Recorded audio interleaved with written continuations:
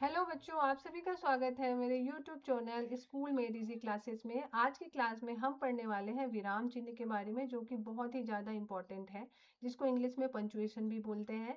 ठीक है। सो विराम चिन्ह क्या होता है? जब आप वाक्यों को सही तरीके से जो लिखने के लिए जो आप भी चिन्ह यूज करते हो, उसी को विराम चिन्ह कहते हैं। ठीक है। अब सही तरीके से लिखने का मतलब है कि जब तक आप जो है अब जब तक आप विराम चिन्ह के बिना अगर आप किसी वाक्य को लिखते हो, है ना, या जब बिना जो है आप विराम चिन्ह के कोई भी चीज लिखते हो, तो क्या होता है, कहाँ पर आपको रुकना है, कितनी देर रुकना है, उसके जो वाक्य का क्या भाव है, कहाँ कहाँ पर कहीं पर आपका सवाल पूछा जा रहा है, कहीं पे आप हैरानी हो रही है आपको, या कहीं पे सामान्य बात हो रही है, तो वहां पर जो है जो चिन्ह यूज किए जाते हैं उसे विराम चिन्ह कहते हैं। ठीक है। अगर आप इन चीज सब चिन्हों का यूज नहीं करते और कोई आप वाक्य लिख रहे हो, ठीक है, तो वो आपका जो वाक्य है वो अर्थपूर्ण नहीं होगा, उसका कोई अर्थ नहीं निकलेगा। ठीक है ना, जो आप बताना चाह रहे हो वो बिल्कुल भी आप किसी को समझ में नहीं आएगा। तो लोगों को जो या अपनी अपनी भाषा को सुंदर और अर्थपूर्ण बनाने के लिए विराम चिन्ह का होना बहुत ज्यादा जरूरी है।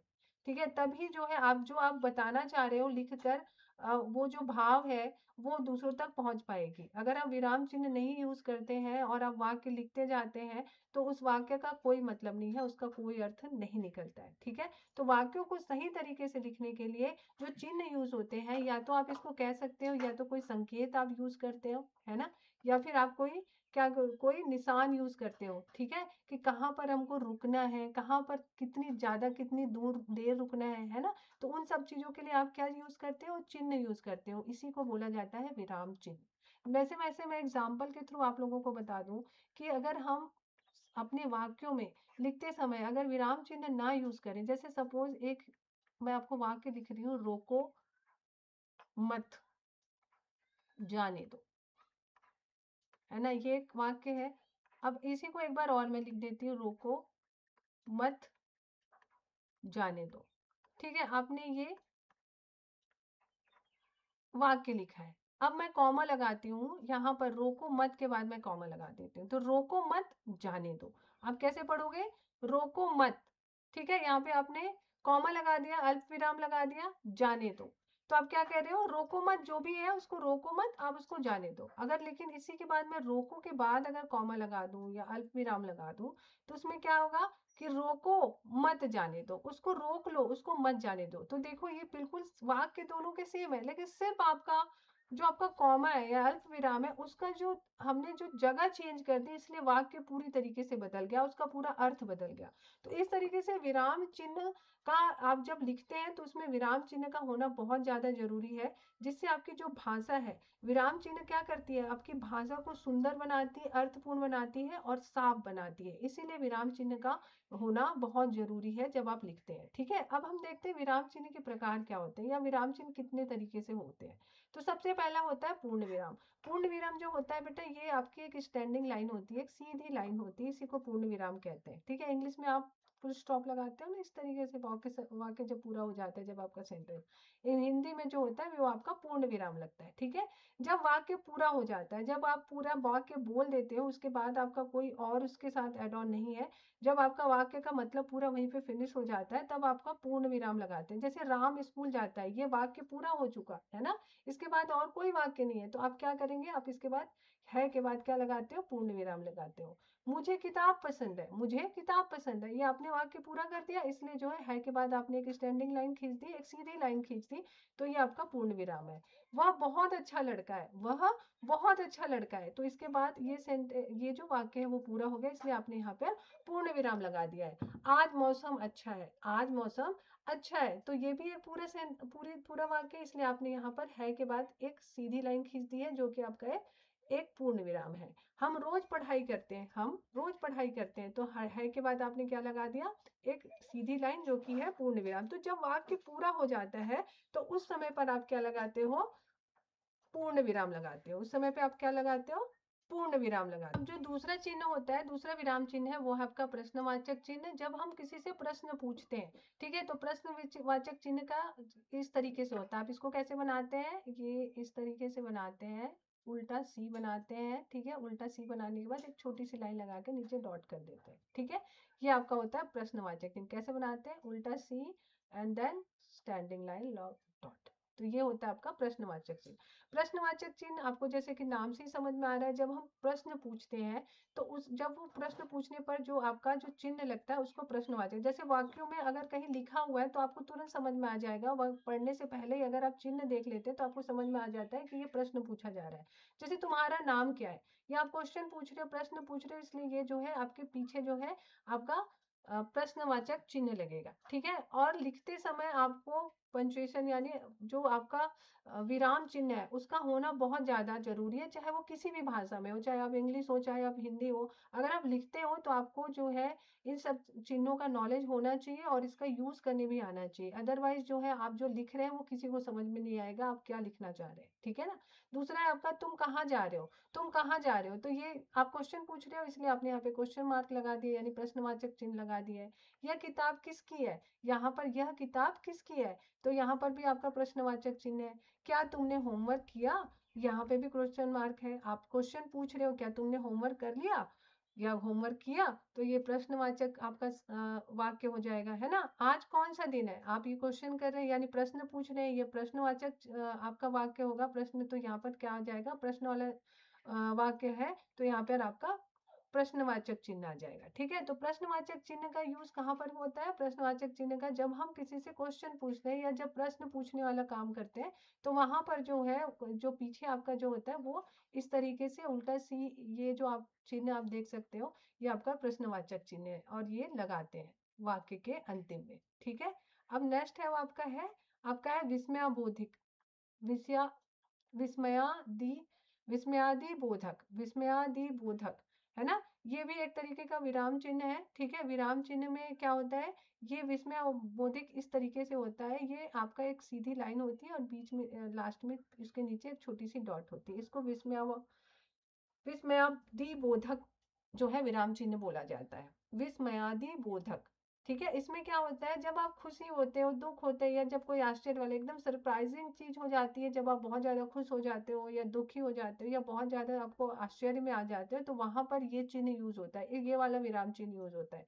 जैसे आप लिख रहे हो, है ना, आप अगर बोल रहे हो तो ठीक है, वो तो आपको एक्सप्रेस हो रहा है कि आप बहुत ज्यादा खुश हो या फिर बहुत ज्यादा दुखी हो या फिर आश्चर्य हो, लेकिन जब आप लिख रहे हो तो उस समय पे किसी को जो पढ़ रहा है उसको नहीं पता ना कि आप क्या आप खुश हो, दुखी हो या फिर आश्चर्य में हो, है ना।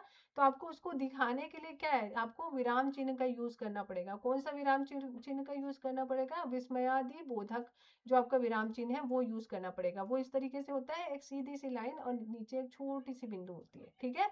तो जैसे वाह, जैसे आप बोलते हैं ना वाह, अब वाह के बाद क्या हो जाए, वाह एक क्या है आपका एक बहुत खुशी वाली चीज है, जब आप बहुत ज्यादा खुश होते हैं तो आप बोलते हैं ना वाह या वाह। तो यहाँ वाह के बाद जो होता है एक चिन्ह लगेगा जिसको बोला जाता है विस्मयादि बोधक, है ना। उसके बाद क्या हो गया, कितना सुंदर फूल है, ऐसा बोलते हैं ना वाह कितना सुंदर फूल है। फिर उसके बाद सेकंड आप इसी तरीके से बोलो अरे तुम यहाँ कैसे। और जब आश्चर्य वाली चीज होती है, आप अगर सपोज कोई आ जाता है, आपको एक्सपेक्टेड नहीं होता वो चीज और कोई आ जाता है तो आप बोलते हैं अरे तुम यहाँ कैसे। तो इस तरीके से बोलते हो, तो बोलने से तो समझ में आ रहा है लेकिन जब आप लिखोगे तो आपको ये चिन्ह यूज करना पड़ेगा, ओके। नेक्स्ट है आपका शाबाश, तुम जीत गए। जब आप बहुत ज्यादा खुश हो जाते हैं, किसी को दे रहे हो आप शाबाशी दे रहे हो तो बोले शाबाश, तो शाबाश के बाद भी आपका क्या लगेगा, विस्मयादि बोधक जो आपका विराम चिन्ह है वो लगेगा, तुम जीत गए। नेक्स्ट है हाय, हाय मुझे चोट लग गई, हाय मुझे चोट लग गई। तो हाय के बाद क्या आ जाएगा आपका, जो आपका विस्मयादि बोधक जो आपका चिन्ह है विराम चिन्ह वो आएगा। ओह ये तो कमाल है, ओह ये तो कमाल है, तो ओह के बाद जो है आपका क्या हो जाएगा, विस्मयादि बोधक जो आपका विराम चिन्ह होगा। जैसे वाह, अरे, शाबाश, हाय, ओह, इन सब चीजों के बाद जो होता है जो चिन्ह लगता है वो जनरली जो है आपका विस्मयादि बोधक चिन्ह लगता है, क्योंकि ये खुशी दुख या आश्चर्य वाली जो भी चीज होती है उसमें ये वाला चिन्ह विराम चिन्ह यूज किया जाता है। नेक्स्ट है आपका अल्प विराम। अल्प विराम क्या होता है, जहां पर आपको थोड़ा देर के लिए रुकना हो। जैसे सपोज आप एक वाक्य लिख रहे हो और आपको कहीं पे थोड़ा, जैसे मैंने अभी एग्जांपल बताया ना, रोको मत, जाने दो, सिर्फ अल्प विराम का चिन्ह आपने अलग जगह लगा दी, कॉमा अलग जगह अल्प विराम लगा दिया, तो उस पूरे वाक्य का मतलब ही बदल गया, ठीक है। तो जहां पर हमको थोड़ा दूर रुकना पड़ता है उसके लिए जो भी विराम चिन्ह यूज होता है उसको बोलते हैं अल्प विराम।